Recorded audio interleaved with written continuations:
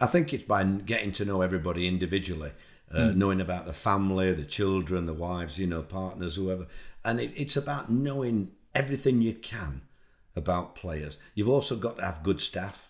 You've got to have the physios listening for when the lads come in for a rub or a chat in the morning. Is there anything wrong with the family? The kids are off school, or the missus is not well.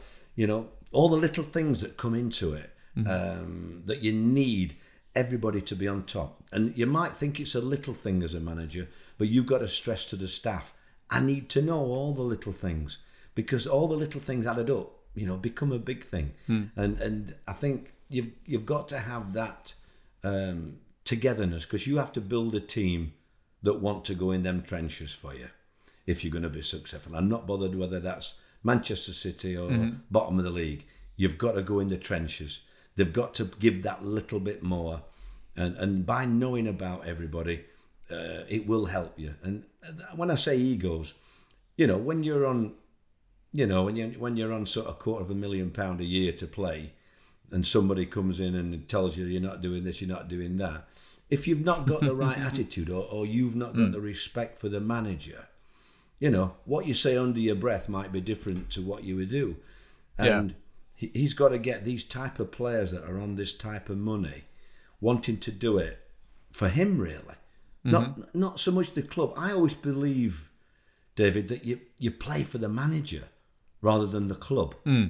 Whenever I've been successful, I think the team's played for me, really. Yes, the clubs are all important, but if you look back at your career, I bet some of your best times with a manager that you'd lay your life, die for, and I think that's what you've got to do. Yeah, and it's an intriguing way to look at it, because, and it goes back to what you were saying about visiting these old clubs and seeing that affection. The affection comes from success, obviously helps, but B, the thing that will always be a currency in football is actually caring about where you are and what you're doing. That's what you want to harness together. That's why there's been this outpouring of affection for you, because like you've mentioned about that time between 3 o'clock and 5 o'clock on a Saturday afternoon, when it sometimes feels like someone else takes you over, but it's because you care. You are beholden to that club to care about that club, aren't you?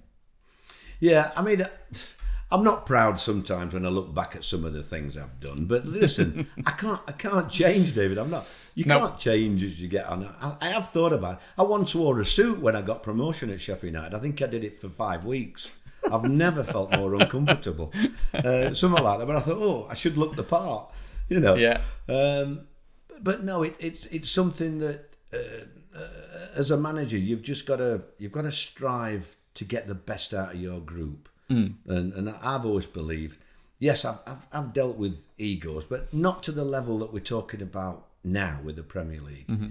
I look round, for example, last year when Ollie was at Man United and I'm watching Pogba, how would I deal with, and I couldn't deal with that.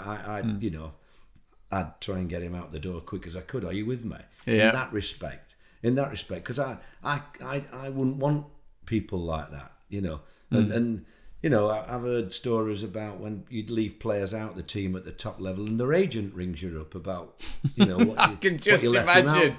How can you imagine me talking to an agent why I've dropped a player?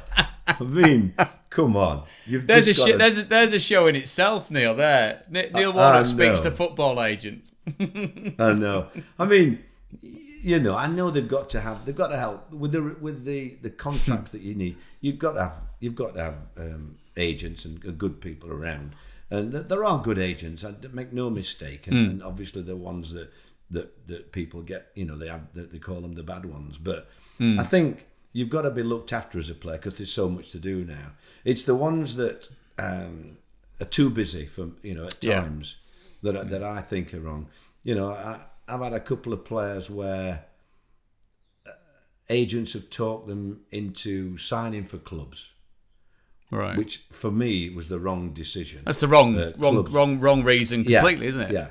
They've all either got more money from their agent's fee and what have you, but that they should look at. But you should look after the players more than themselves, really. I think the good agents are the ones that look after the players every week.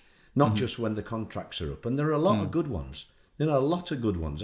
Over the last few years, I think there's been a lot more of the good ones around looking after it. But, I mean, you know, when you hear about the stories about your top clubs in the Premier League, that's slightly different, that. I mean, the sort of figures that we talk about, you know, it's ludicrous, I think.